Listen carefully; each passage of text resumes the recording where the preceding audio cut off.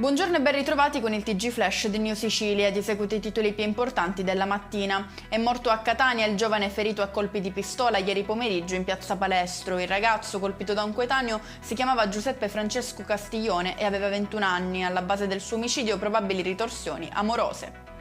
E restiamo sulla sparatoria di ieri a Catania perché si è costituito il presunto killer del 21enne. Si tratta dell'ex partner della fidanzata della vittima. Il ragazzo ventenne si è presentato spontaneamente in una caserma dei carabinieri, probabilmente consapevole di essere stato identificato.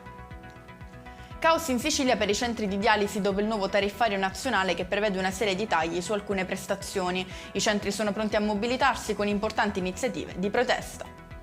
Sequestrata dai carabinieri del NAS una casa di cura per anziani a Ragusa, riscontrate diverse irregolarità, tra cui il sovrannumero di pazienti e la presenza di personale non qualificato. Ci sono 8 indagati tra gestori e dipendenti che tra le altre cose somministravano farmaci senza prescrizione medica.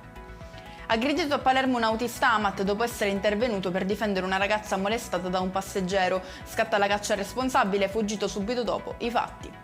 E con questo è tutto, prossimo appuntamento più tardi alle 19:30. Grazie per averci seguito, buon proseguimento di giornata.